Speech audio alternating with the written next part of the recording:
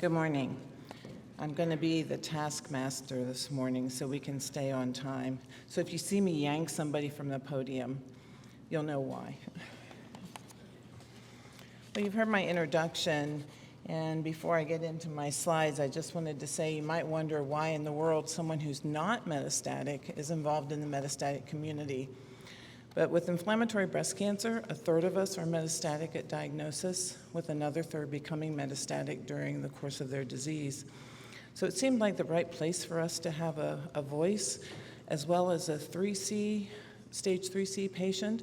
I've been on the edge of that cliff now for 25 years.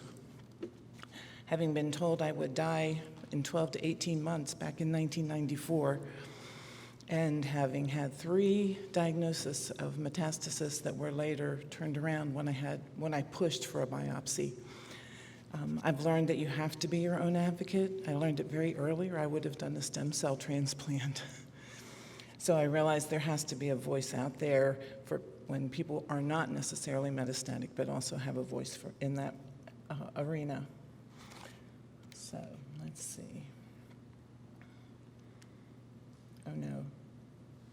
Yay, it worked. We had some discussions about the technology this morning. So you already know who I am. Okay. Yes? Whoops. All right, it's slow. I went too far. Yay. Now we're where I want to be. Just want to give a little background.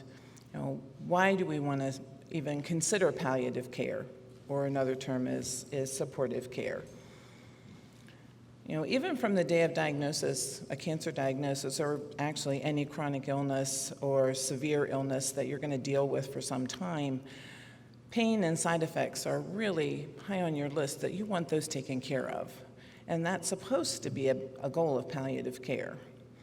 You want the support you need so that you can live the most active and meaningful lifestyle possible.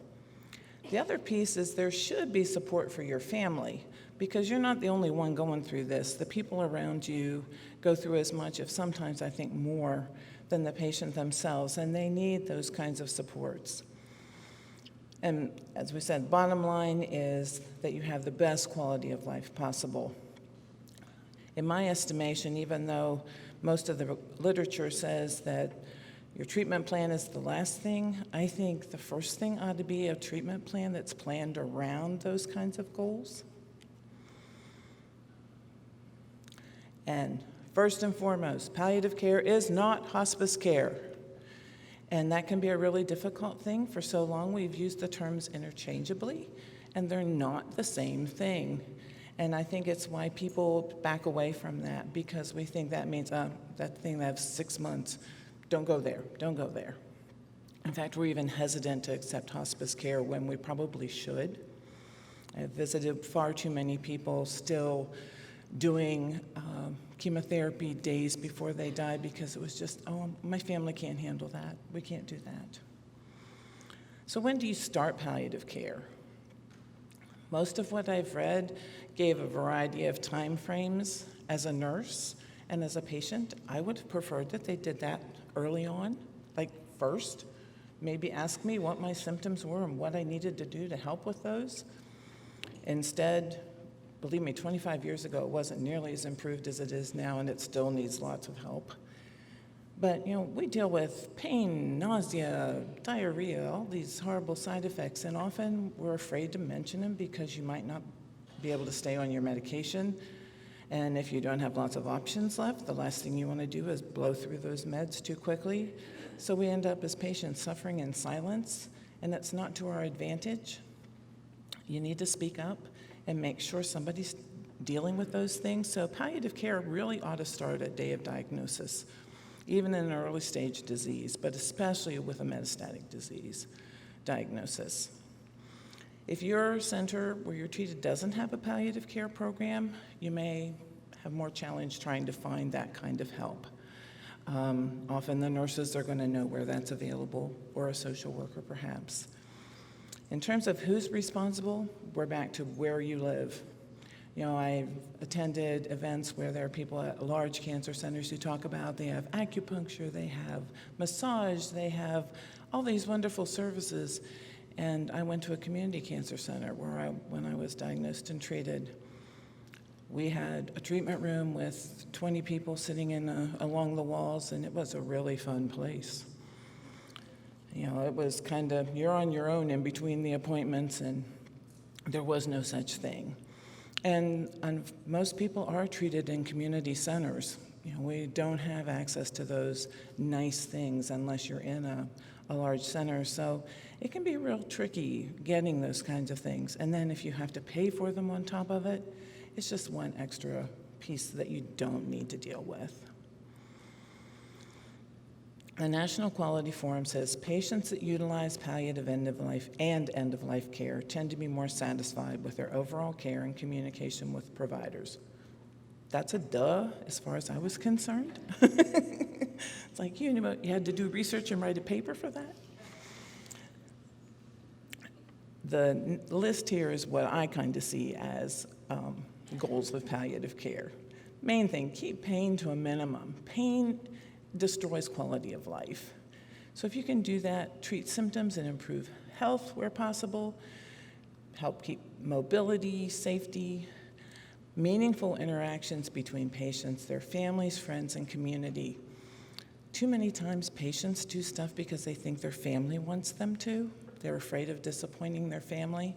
It's real important for a patient to have an opportunity to talk with a physician alone now and then, just to say, maybe I'm tired of this, but I can't say that in front of my family. You might need help with that. Even finding spiritual and emotional help through counseling, that can be a piece of that whole palliative care package. Most importantly is to determine those goals for treatment and your care. Our medical system is set up to cure people. Cross the line. Physicians are taught that from day one. It's a real mind shift to start thinking of treating somebody long-term, and how do you do that in a good way so that you're providing the best care possible for that patient's goals. And the other piece is, of course, you have to make sure everybody's on the same page, because we all have umpteen dozen doctors. So communication is probably the key in this entire process. You've got to be open and honest with your healthcare team. Make sure they know what kinds of supplements you're taking. If people are on the internet talking to other patients, they tell you to take all these things. And your doctor needs to know you're doing that. Any complementary alternative treatments, that's got to be disclosed. And have those hard conversations with your family and your healthcare team. And realize things may not go the way you had planned. That can be really difficult. And as I said before, speak up. Do not suffer in silence. Your quality of life is important. And you need to make sure you have an advocate who will speak up for you if you can't. That's why you need those conversations ahead. I was recently, or in fact, 38 hours before I came here, I was at ASCO. And one of the keynote speakers this year was Dr. Atul Gawande. If you're not familiar with his book, Being Mortal, it is a must read. We have started giving it as a graduation gift, and we often have 18-year-olds looking at us like we've lost our mind. It took me a cancer diagnosis and looking death in the face to realize this is not a dress rehearsal. And I needed to think of life in a different way than I had. And Dr. Gwande's example of his daughter's piano teacher and the quality of life she had once someone looked at her goals. She wanted to be able to still teach her students. And she had been in a stupor in the hospital in intensive care. And they managed to change meds and do the kinds of things that were necessary for quality of life for her. She managed to teach students to the very end, and she was so happy. But doctors don't often ask your goals for treatment. They're trying to make you better. I mean, that's what they're trained to do. And it's so important that the treatment for any patient is based on their goals. Maybe you have a wedding, a big vacation you'd like to do. Those are important. And you need to speak up and say, this is what I need. I love this quote. Patch Adams was always one of my favorite movies. And the purpose of a doctor or any human in general should not be to simply delay the death of the patient, but to increase the person's quality of life. Remember that and speak up when you need to. Thank you. We'll move on.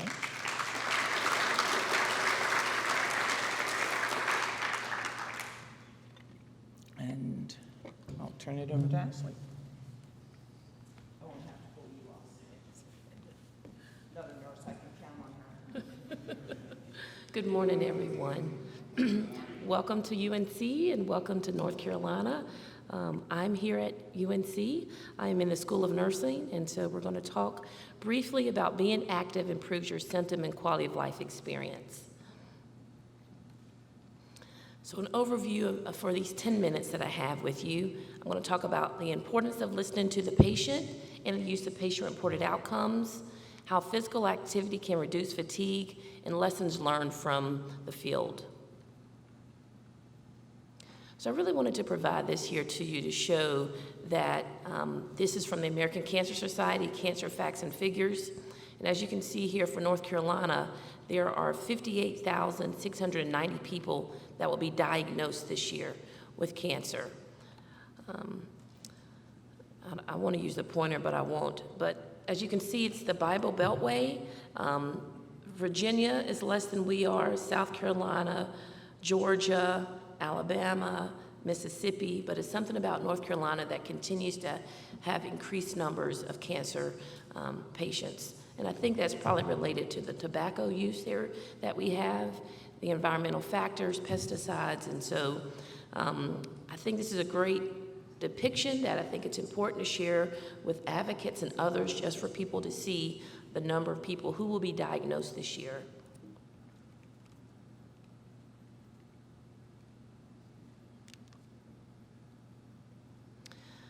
Also, you know this information, but as you can see, females are diagnosed more often than males, with prostate being the most common diagnosis for males, and for females it's breast.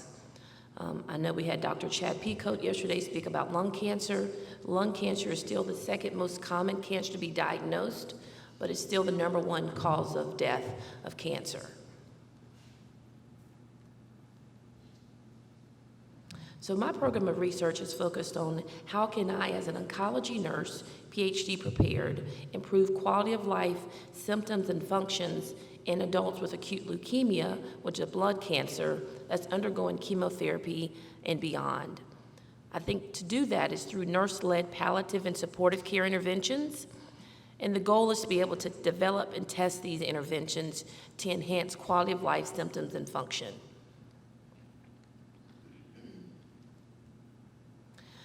So I think one of the core components of being a scientist is to make sure we listen to the patient, and we do not always do that. And so there are tools available now in which we say they're called patient-reported outcomes to be able to understand the patient's symptoms, their function, their quality of life, their satisfaction, and this became really popular, I would say, through the FDA in 2009. So feel free to look at that as a source. So acute leukemia is the most common hematological cancer. These patients are diagnosed, and on average are in the hospital anywhere from 4 to 6 weeks. So they are there for the entire time during their hospitalization, receiving chemotherapy, and then they leave to go home, but have subsequent treatments thereafter. They're at high risk for quality of life declines, functional decline, and high symptom burden. Many of these patients lay in the bed for a number of days, their muscles start to waste away, they have poor nutrition, they lose weight, and I think this is an ideal disease in which we're able to make sure that we can provide better care to them. Also with acute leukemia, it's a disease of older people. The average age of diagnosis is around 68 years of age. So this here is a little bit about the pathway of this diagnosis. So they're diagnosed, they have induction for 7 days straight while they're in the hospital. They have a bone marrow biopsy around day 14, which is really around week 2. That will determine if the chemotherapy has worked for them or not. If it has not worked, they may be re-induced and remain in the hospital for another 2 to 4 weeks. As you can see at the very bottom, the goal is for them to have a stem cell transplantation, which may be further down the road for them. So we know fatigue is a common symptom and problem for many patients, but it's the most bothersome problem for all cancer patients. For acute leukemia, I conducted a systematic review to have a better understanding of the needs of these patients, with fatigue, depression, and anxiety being the most common symptom concerns. And we know when someone has fatigue, they have decreased function, they're more likely to be isolated from their family and friends, and they have a poor quality of life or well-being. So we conducted a study here at UNC to see if we could be able to involve physical activity within their treatment while they're in the hospital. So this paper has been published. I want to highlight some things here.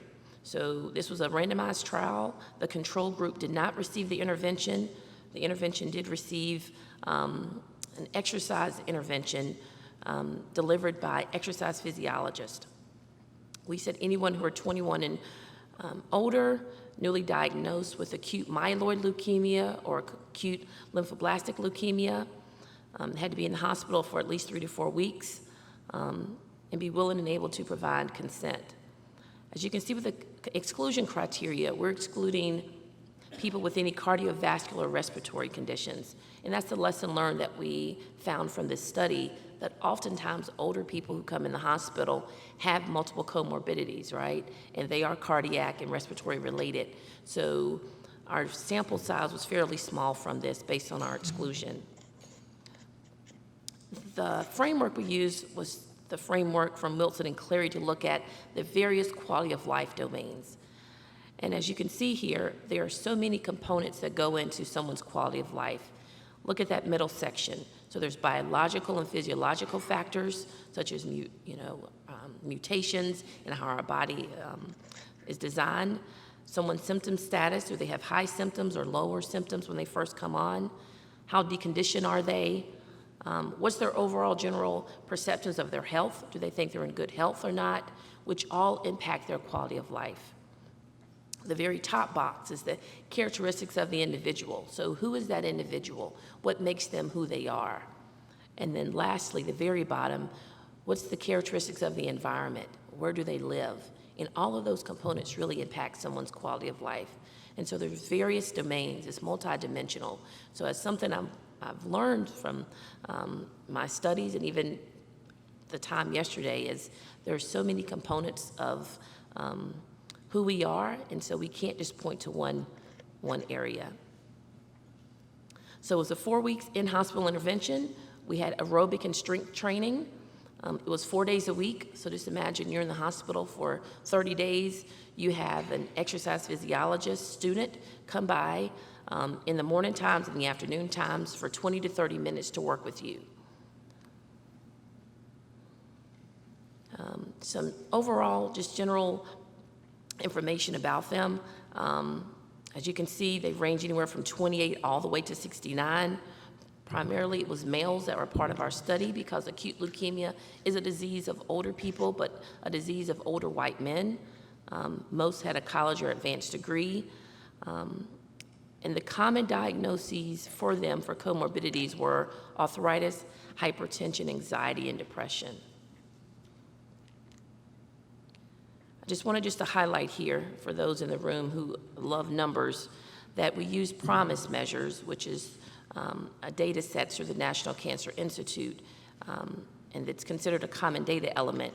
And so what we were able to do in our intervention was for baseline, as you can see for fatigue, people scored a 57, and we say the baseline is, the average is 50.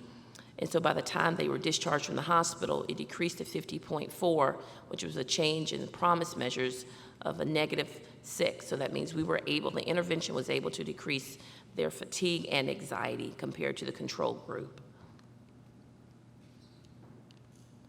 We also interviewed these patients afterwards just to get a better sense from the intervention group to say, what did you like about the intervention? What worked? What is information that we could take with us to share with others? Some of the benefits of the intervention, they said at the very top, so this is the patient's voice, it made me feel better being able to exercise. Under structure, they liked it that it was structured. They knew what to expect. They knew that that student would come in the morning and afternoon and be able to work with them for 20 or 30 minutes. It felt like it gave them real power. It really motivated them. The timing of exercise, they think it needed to be scheduled.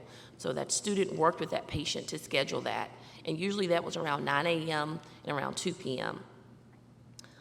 And then we also talked about what's your post-hospital plan. So you're going to be leaving the hospital. You will be back in 2 or 3 weeks for consolidation therapy. What are your plans after you leave here to make sure you maintain some type of physical activity? So fatigue management, these are things we all know already, but I think it's important for those who are here, and as we continue to talk to patients, make sure they get help from others. So that's caregivers, others to help them. How else can patients manage their fatigue? By activity. Just getting up to go from their bedroom to the bathroom is important. Food, nutrition is key, right? So healthy foods, ideally. Water. I didn't say soda, I didn't say juice, but sometimes that may be the only thing that person is able to drink. But I think making sure that hydration is key. How can we help them save their energy even more? Sleep is key as well. So do we need to speak with them related to some type of medication to help them sleep? What about their mood? As well as what other medications are they on that may be affecting their fatigue? So it's important to work with the pharmacist to look at their medications. So these are the references. I also would like to acknowledge the different funding sources who provided support for this study. Thank you.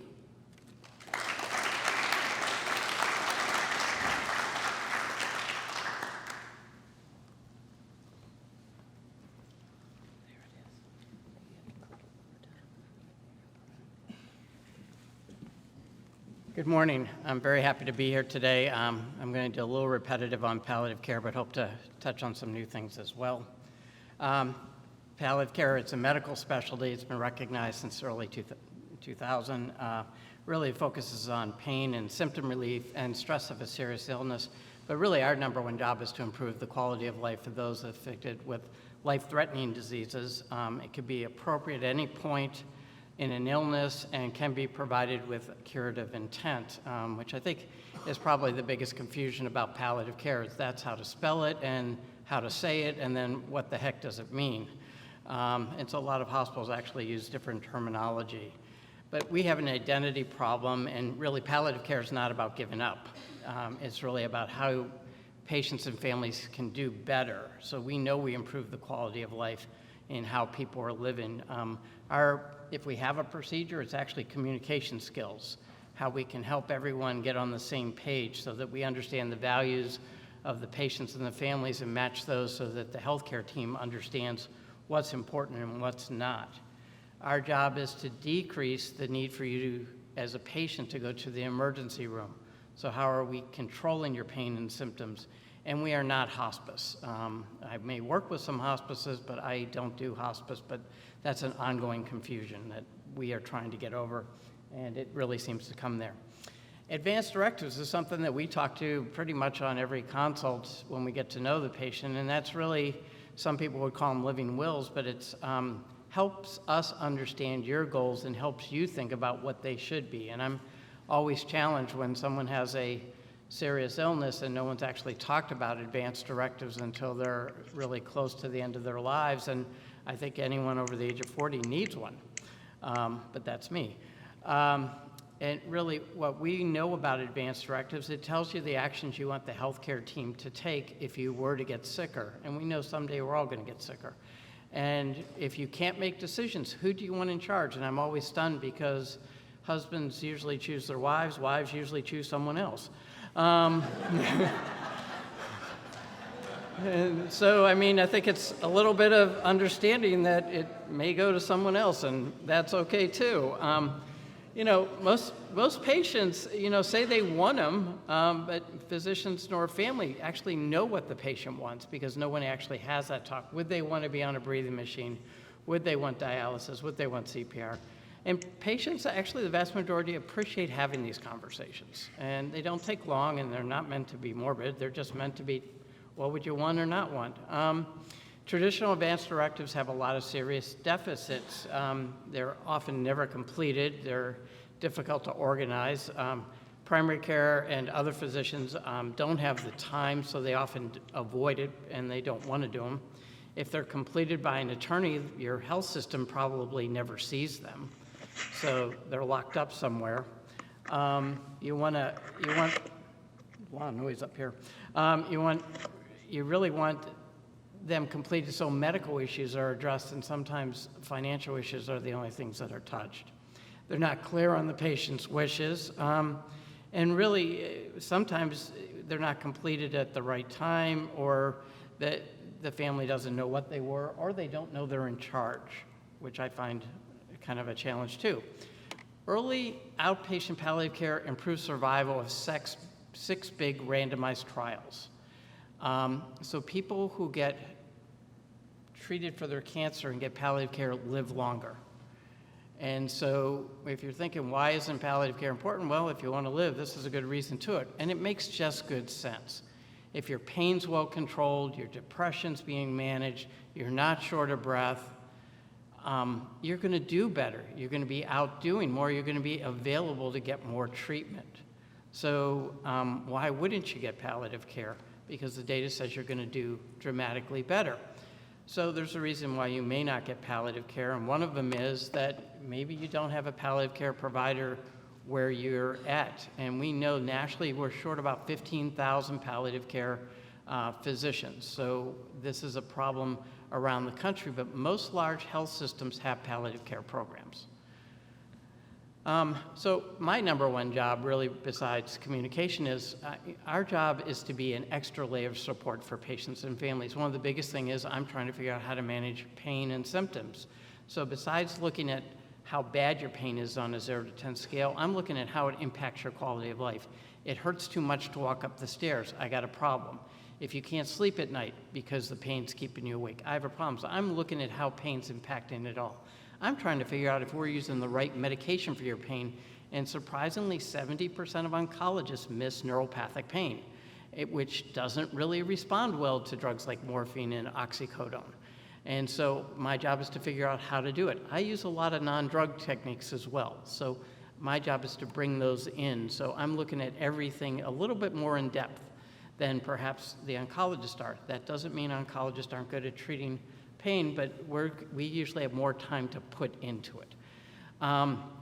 Metastatic bone disease, talk a little bit, bone mets are not always painful, and the most common presenting symptoms of metastatic disease, 30 to 50%, but a lot of people really don't have bone pain when it's first found at staging. So part of what I'm trying to do is with bone pain, and I was asked to focus a little bit more on that, why it's so common in certain disease processes like breast, prostate, lung, kidney, and thyroid cancers.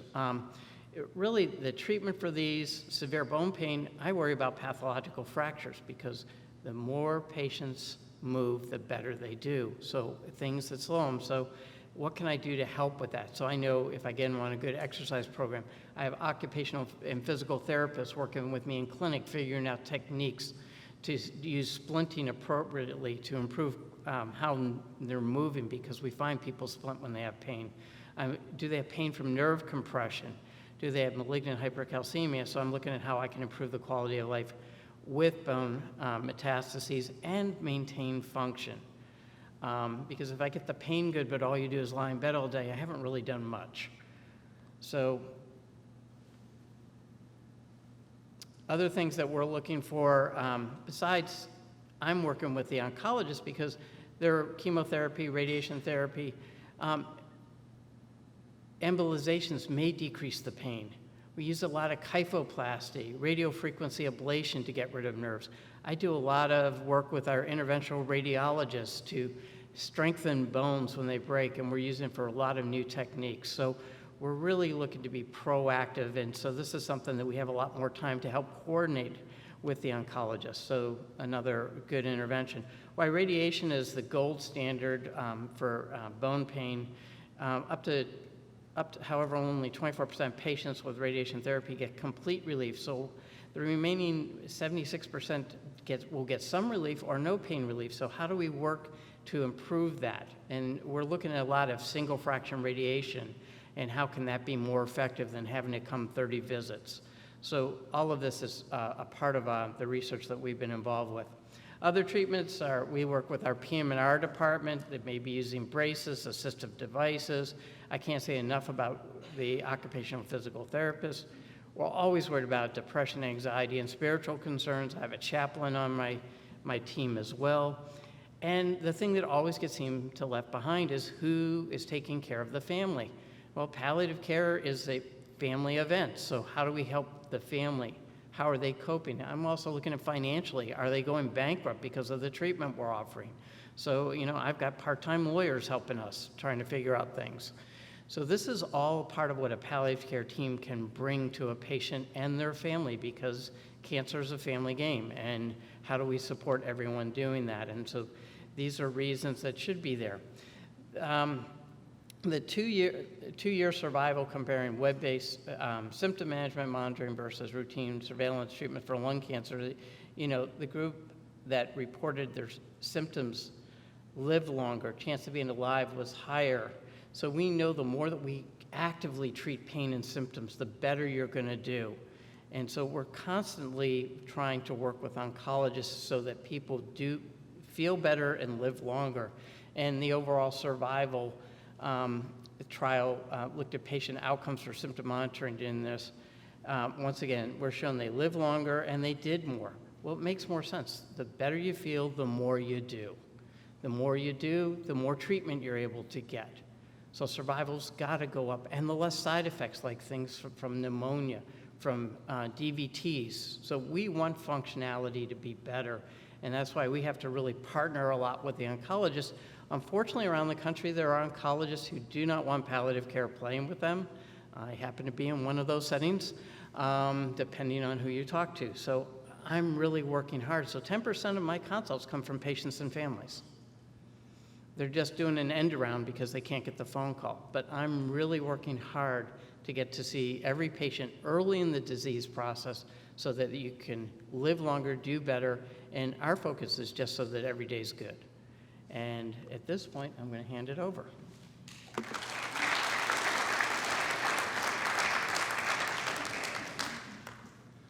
Well, good morning, everyone. Welcome to Rainy Chapel Hill.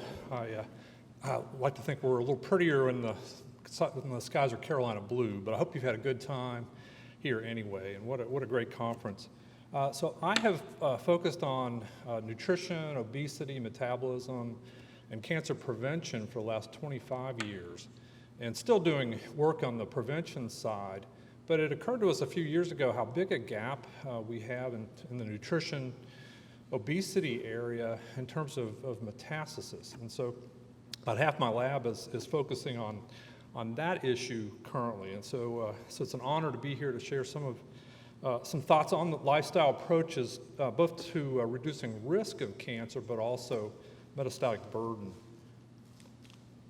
One of the honors of my career has been to work with this AICR, WCR, American Institute for Cancer Research expert report. And over the last 25 years, I've been involved in this effort. These are systematic reviews and meta-analyses of really the world's literature on nutritional factors, physical activity, and cancer prevention.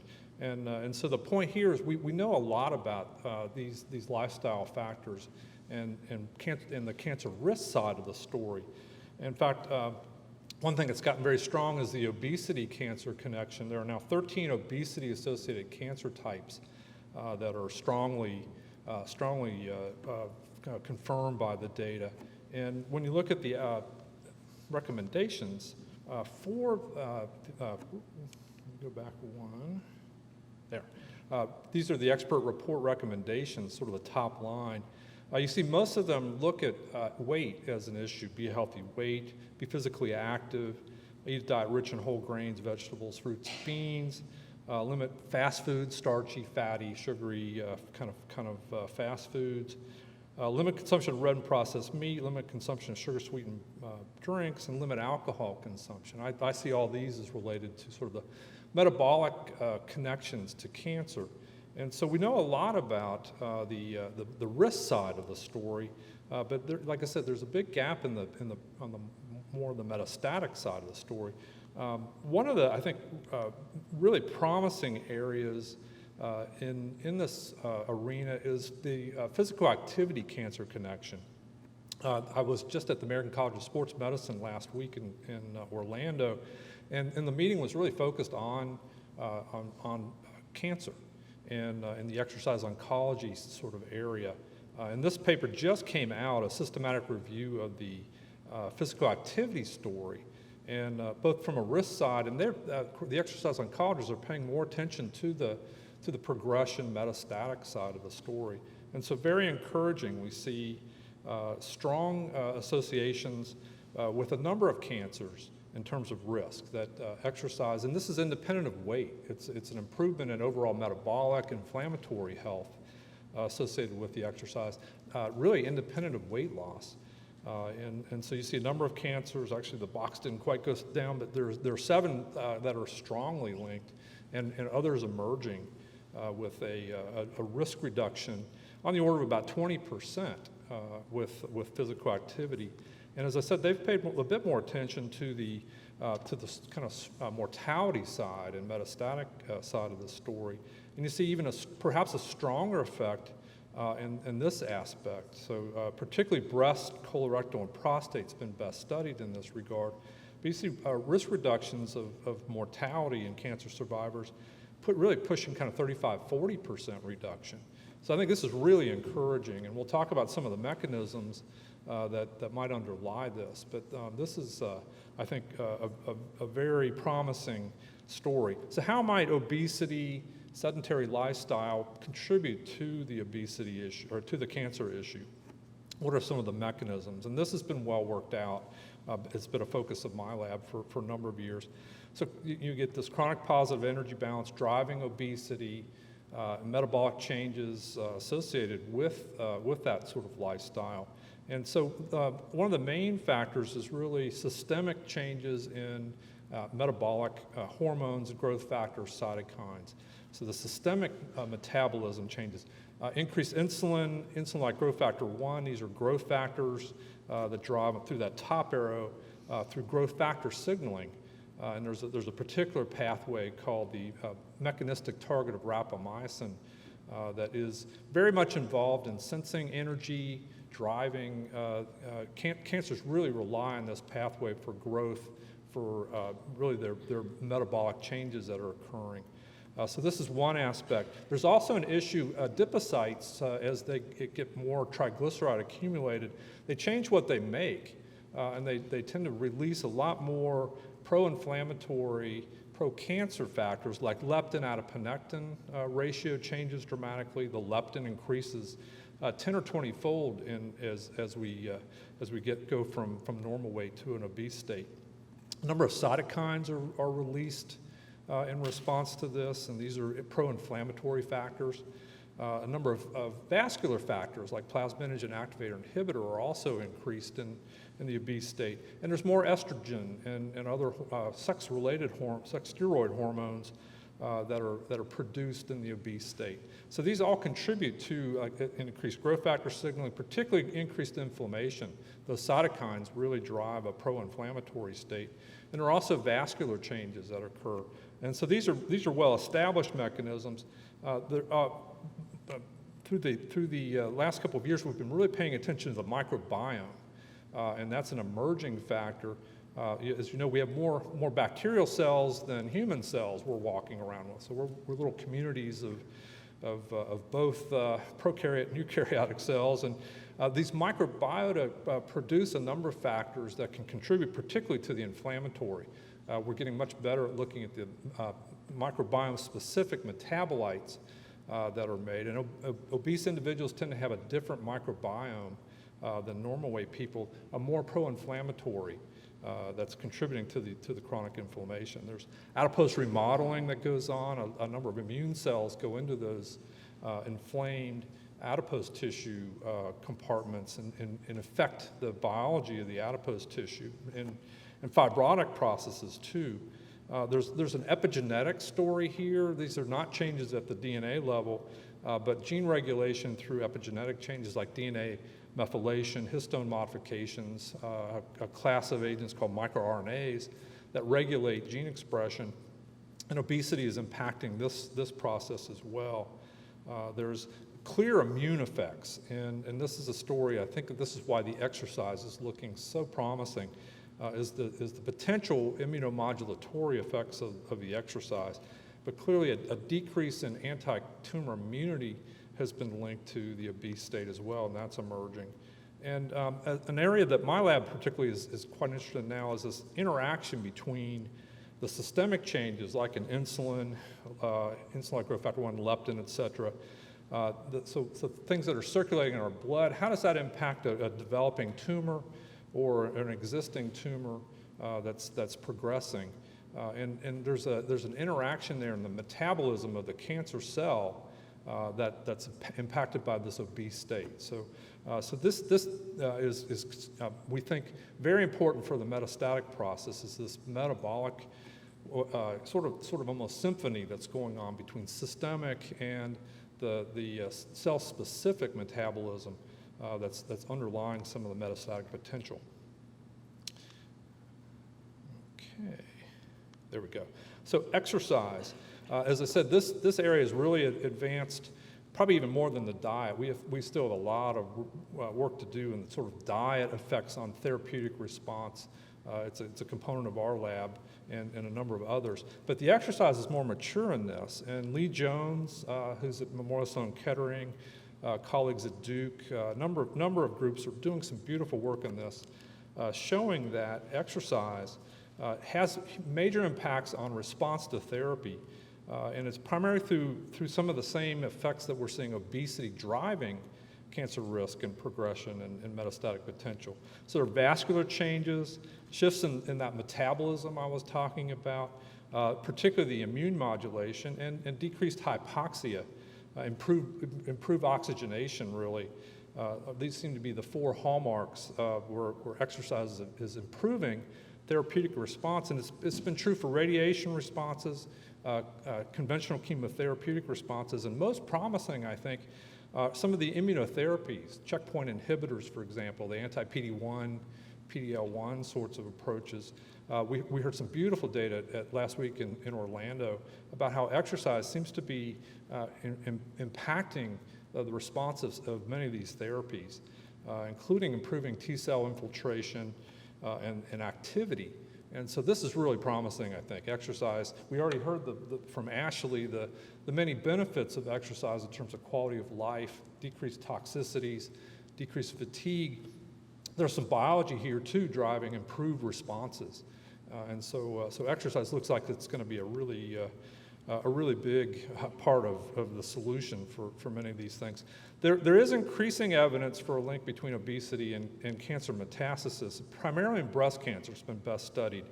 So we're up to maybe on the order of 15 publications. This is, again, an emerging area, but clearly having some strong effects. So I do think that this is something that we really do need to pay attention to. And again, the exercise data and some of the other approaches suggest maybe weight loss isn't necessarily the solution here, but dealing with the metabolic and inflammatory components that is part of the obese state seems to be the main thing. That's particularly true from the animal literature, where we see obesity drives in models of breast cancer, particularly drives lung metastasis through altered breast cancer cell metabolism. There's that interface between the systemic and the cancer cell metabolism again. Again, increased inflammation, a big part of it, and associated with that is the changes in adipokines made by the adipose tissue and immune response. So These are kind of clear targets to go after. And again, the exercise seems to be having some positive effects here. Oh, come on. Okay.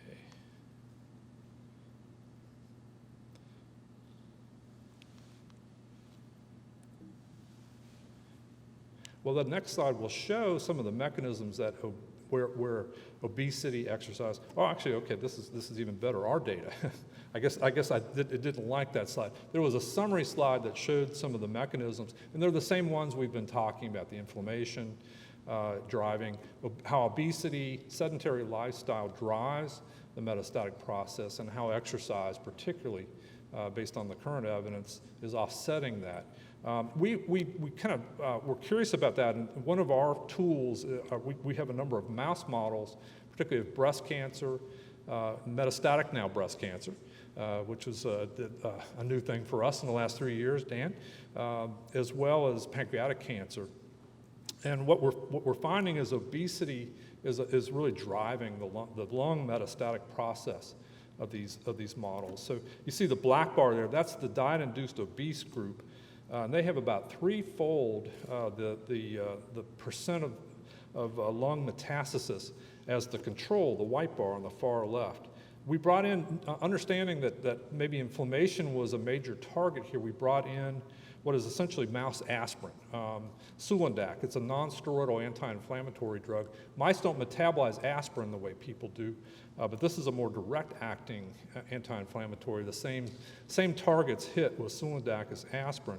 And what we're finding is, you see the far bar, the hatched bar there, we're bringing the obesity-associated metastatic burden down to the control level with supplementation of this aspirin-like molecule. So this is one approach.